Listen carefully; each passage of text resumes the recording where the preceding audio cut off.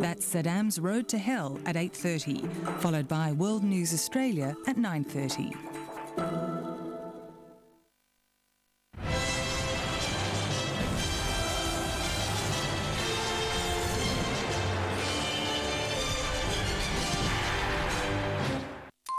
Tonight on Insight, border security. It looks very much like appeasement. What is wrong with the previous system? Why do you have to change it? Most of the people who come by boat are actually not credible. 2,000 people will be condemned to this life of begging. I think most people in Australia acknowledge that President Yudhoyono is the most liberal ruler that Indonesia has had. Of course, in the past, we can't deny that there are human rights abuses.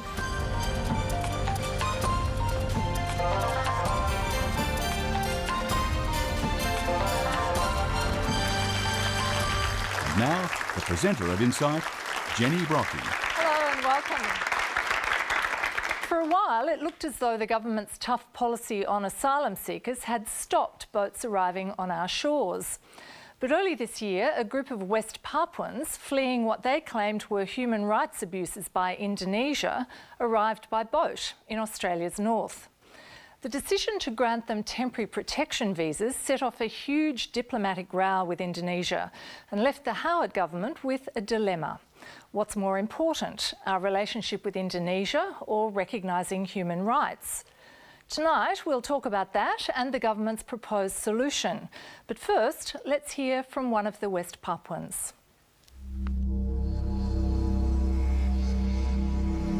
Me and my friends, we come together to Australia. We didn't want to flee from our homeland, but because our situation and condition under persecution from military, we asking to protection. Herman Wangai and another 42 West Papuans landed on Cape York in January this year. With one exception, the group was granted protection visas 2 months later. Wangai wants Australians to know that he believes there are serious human rights abuses in West Papua, suffered by those who want independence from Indonesia. I'm still remember the time I sleep under blood, fresh blood, because before they arresting me,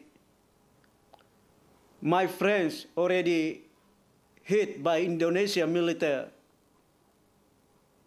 already killed by Indonesia military in same room. Wangai and his fellow West Papuans have brought their cause and their culture to the streets of Australia. But protests like these won't go unnoticed by Indonesia. Jakarta fears that the West Papuans could spread their message from the safe haven offered by Australia and wants our government to keep them out. Herman Wangai is asking the Parliament to resist that pressure. In the future, others West Papuan people need protection. I hope you help them like you done to me with my friends. Well, David, you settled in Australia in '98, I think, and you've just been back to West Papua 5 months ago. How would you describe it now? Well, I just come back from West Papua, but 5 months ago.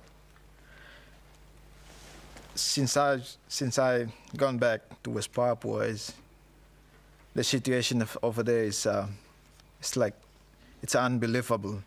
In what way is it unbelievable? It's like it's getting worse. Like in a very massive military build-up in West Papua. You can see 24/7 military with a gun on the street, and then build up lots and lots of military base on every corner, and everyone walk. They're gonna have like a checkpoint by the police, and everything, and then there's a lot of intimidation for West Papuan people as well. Okay, George Damari, you're an activist and you came here via PNG 6 years ago. You're on a bridging visa and you're in close contact with groups in West Papua. What are they telling you at the moment? The military built up, and then also the intelligence Kopassus came with increase of number and continue to operate in separate places around West Papua. And then continue to arrest the people secretly in the nighttime and then kill them without proper investigation or consideration. The case must be never been considered by law. But the Kopassus continue to kill the people. And this is, are you claiming this is people who are supporting independence who are being persecuted? Of course, since 1969, that Indonesian took everything's mineral resources and everything to build up Java Island and never built up West Papua. George Brandis, how would you describe the human rights situation in West Papua at the moment? Well, I don't have any particular knowledge of the human rights situation as these gentlemen claim to do, but Jenny, I think most people in Australia acknowledge that President Yudhoyono is the most liberal ruler that Indonesia has had and is likely to have. So that it is very much not only in the Australian interest, but also in the Indonesian interest that President Yudhoyono's government be supported. And that's a view that is shared by all sides of politics in Australia, as is the proposition that West Papua is properly a part of Indonesia. Okay, but in the granting of those temporary protection visas, was the government acknowledging a case on the part of these West Papuans? Well, I don't think we're in a position tonight to look at the facts of each particular case because we simply don't know them. But in granting a temporary protection visa, the decision maker was evidently persuaded on the facts of a particular case to a certain standard of proof. That is far from saying that the claims about human rights abuses that have been made in the broad by the speakers over here this evening is accepted by the Australian government, because it's not. Does the Australian government accept there are any human rights abuses in West Papua? I think the fact that on each of his visits to Indonesia and his discussions with the Indonesian leadership, Mr Howard and indeed Mr Downer on occasions too, has raised the issue of human rights, is an acknowledgement that there are human rights issues in Indonesia, as there are in many countries. It's not, to say that is not to concede or acknowledge the broad claims that have been made this evening. Dino Kusnadi, you're a spokesman for the Indonesian embassy. Are Indonesian troops persecuting West Papuans? At this moment, there is a very strong will by the president to uphold human rights there. Of course, in the past, we can't deny that there are human rights abuses, but you can't just put in one basket a whole bunch of human rights abuses. There are sometimes criminals. And of course, if there are violations, they are being dealt with by the government. There are several cases, for instance, that one police officer fired into a market. This police officer is now currently in court, and it's being taken care of, or has been, how do you say? Okay, so why are so many West Papuans wanting to leave then? Look at it this way. These are all individual cases, but just last month we had a regional election for the governor. Out of 2 million population there, the majority of the population there participated in the elections. You can tell that these people, most of these people, participated for their rights to choose their governor. Well, these facts say that, so these facts speak alone. It still doesn't answer why people are leaving, though. Should Australia just have sent those asylum seekers back to West Papua earlier this year? Is that what you would have liked to have seen? That's a general question.